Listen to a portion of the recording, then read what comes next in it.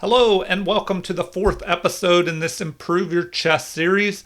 And today I'm going to cover how to punish chess mistakes. So, how do you take advantage of your opponent's mistakes? Well, the first thing is to be on the lookout for those mistakes. Always double check the position if you have enough time and keep an eye out for any mistakes made by your opponent. So, this is an ongoing series where I played a good friend of mine, John. He had the white pieces. I have black here.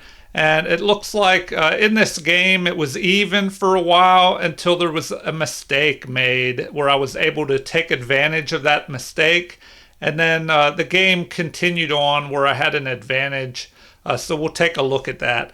Now, I played with an 88.7% accuracy versus John's 76.9. So, if you play in the 70th percentile accuracy range, that's still respectable.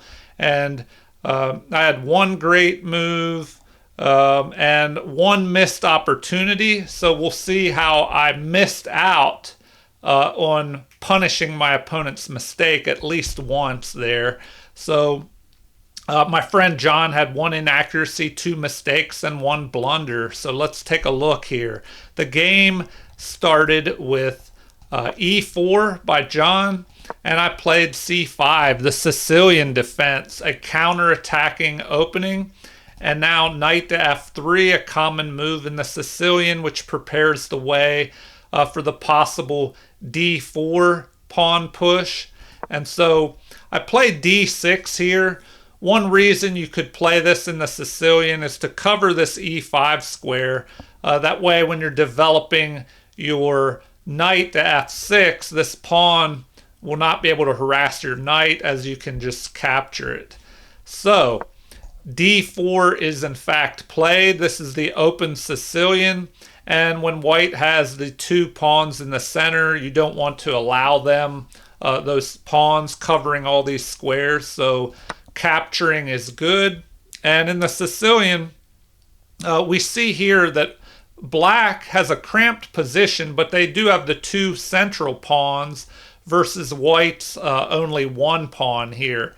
So after the capture, material is even. White is developed a little bit better, has a little more space, and black is a little bit cramped. So the game continues with development. Knight attacks the pawn. The pawn is not protected. So instead, we have this check here, attacking right away. And the computer says that that's the best move.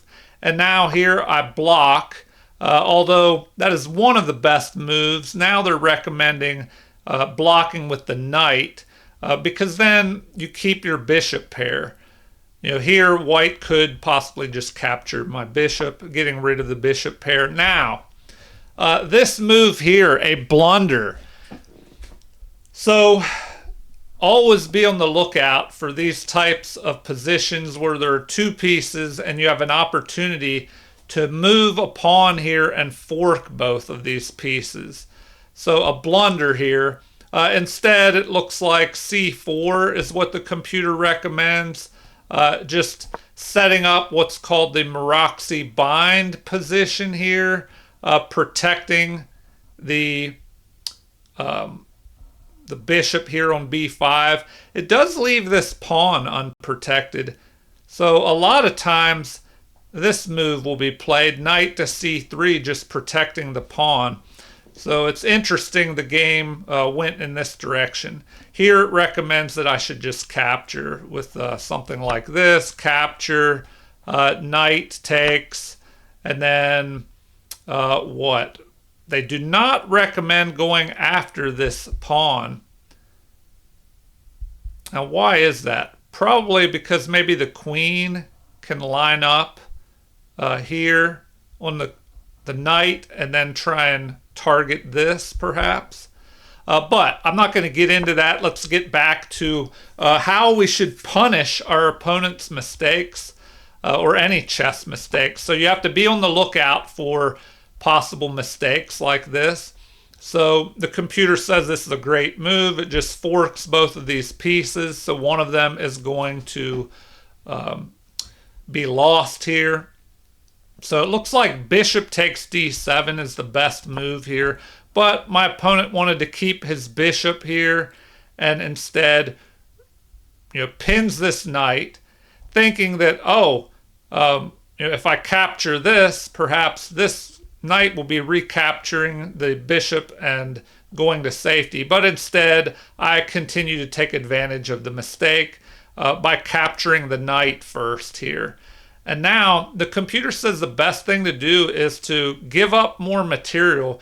Now, usually when you're behind in material, you do not want to just give up even more material. So, maybe it would be better to keep the bishop pair. Although the computer says that this is best to just give up the bishops here. That just helps me develop another knight. And now the queen captures this pawn. So now my opponent does have a pawn for that piece, but he's still behind. So an attack right away on the bishop and exchanging of more material. So another mistake to avoid is when you're behind in material, you don't want to just trade off even more material unless it is pawns. You want to try and trade off as many pawns as you can to get rid of those pawns, because if all the pawns are traded off and then all the rest of the pieces are traded evenly, I would just have one extra piece and then the king. So let's take a look here. Now I would have this one extra bishop in the end game, and you cannot mate with a bishop and king versus a king. So remember that. If you're behind in material, try and trade off pawns and avoid piece exchanges, because you never know what could happen in the game. Perhaps you could take advantage of your opponent's mistake. So here, more piece trades. This time the computer does like the exchange of queens here. And so this helps me develop my knight, attacking this pawn, so the pawn is protected. And now the game continues with castling. I try and activate this rook, throw it into the center after I castle, back up this pawn. And now my opponent does the same. And the game continues with g6 here. Not the best move. Perhaps it would be better to immediately push this pawn, trying to get rid of my isolated pawn. So the game continues with c3, which, good move by John. He probably thought, well, I'm going to fianchetto this bishop here on the long diagonal, and he wants to close that down a little bit. But it does take away a square from the knight, perhaps. And so the game continued with my plan here, just fianchettoing, aiming up the center, and now knight to d2, the best move. Rook is centralized, and the game continues with further development of this knight, although it would have been better to bring the other rook into the game. So now this allows me to get rid of the isolated pawn here, attacking the knight and the pawn. So always look for pawn moves that can bring you some kind of advantage. Sometimes they're called pawn levers, where you're able to push a pawn forward, attacking one of your opponent's pawns. Here, because the knight is under attack, the pawn has to be captured, or that knight has to move. So after I played this, my opponent makes a mistake here. So, I don't know if it was because of the distractions in the house. Sometimes the people would be running around the house, kids or television or pets. So we were a little bit distracted. So that probably contributed to this move. It looks like the best thing to do here is just to get rid of a pawn. So trade this pawn off. But this move was played. Oh, excuse me. First, he did capture, so I take that back. That move was good, but now a mistake is made. So this right here, a bad move, although the computer says this is good. Not sure why. If we go back, what would be best? The best thing to do would be to bring the other rook into the game. Rook at f to e1 is also good, or d1. I don't know. I mean, I guess you could fight for control of this open file, but then this file is open as well. So the computer does not say this is a blunder, but it just gives up a knight. So I don't know. It doesn't look so great to me. Now f4 is recommended by the computer, but we have this. And perhaps this is what my opponent saw, that after I capture, the knight is pinned to the unprotected rook, but I just protect. It would have been better to double the rooks up this way, up the d file, but instead I go here to prevent the other rook from grabbing this open file. So an attack on the knight here, but now I'm free to move, so I fork. Now, it looks like this is taking advantage of a mistake, but my opponent has a way out of this fork by capturing. So that is in fact what my opponent does: capture, recapture, and now a big mistake here, and I don't know how I missed this. So this is a huge mistake. And here I did not keep an eye out for mistakes. And you always have to double check to see if your opponent is making a big mistake and be ready to pounce on those mistakes when they happen. So here there's a mate in 2 opportunity. I should have just moved up here with a check. The rook would have to block. That'd be the only move. And then my rook could capture with a mate here. So I don't know. I guess before we got into this position, I must have been anticipating the opportunity to bring my bishop into the center, which is what I ended up doing. So what should my opponent have played here instead? Let's see. Instead of that move, f4 is recommended as being best.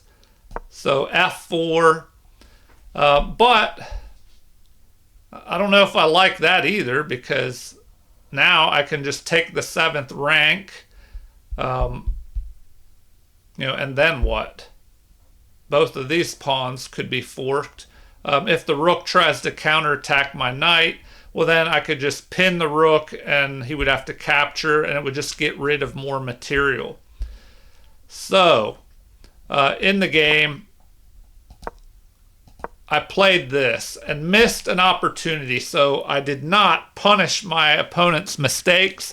And you have to be ready for mistakes to pop up on the board and take advantage of them, because if you're playing against a good player, there might only be a few or even one mistake in the whole game. So, but I'm already ahead in material, so it didn't really matter in this game. It just made the game go on a little bit longer. So my opponent decides to go here and pin my bishop to my unprotected rook.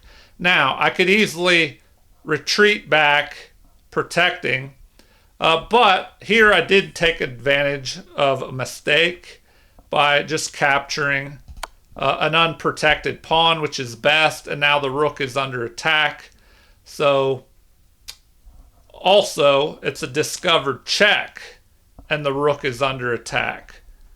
So perhaps something like this is what I was looking at when I missed the mate in 2 and lined my bishop up on this king. So capture. Now the best thing to do here is to just go ahead and capture the bishop. Otherwise you're going to lose the rook anyway. And my opponent didn't do that, but the best move is you're already going to lose that rook, so you might as well take some material with you. But then I would just recapture and just be, very much ahead in material. All right, so the game just continued here with a capture. My knight is under attack. So instead of running away with that knight, I just pick off another piece here, and now the rook is protecting the knight. So here is another mistake, king to d1. This move lines my rook up on the king and allows a discovered attack. So I just pick off another pawn here. And this allows me, I have two pieces under attack, but I'm able to go here, protecting the bishop, checking the king, and then I can drop back and pick this pawn off. So now we grab another pawn, and white is just in trouble here. It's already showing a mate in 18, 16, or 12. So white is running out of moves. So I bring my king into the game. King is just getting closer. White tries to run forward, but we slowly close the mating net around the white king here. All right, so that was a mistake. By moving forward, it allows me to close the position even tighter around the king here. So what should have been played? It looks like queen to c4. Now, if that would be played, I still have a mate in 5 with knight to e5 check, or what, bishop to d4. Kind of closing. The king's not going anywhere anyway. So back to what happened in the game.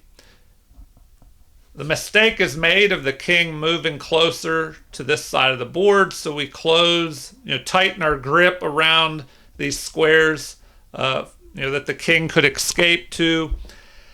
The best move is played, just pushing a pawn. But now we have check.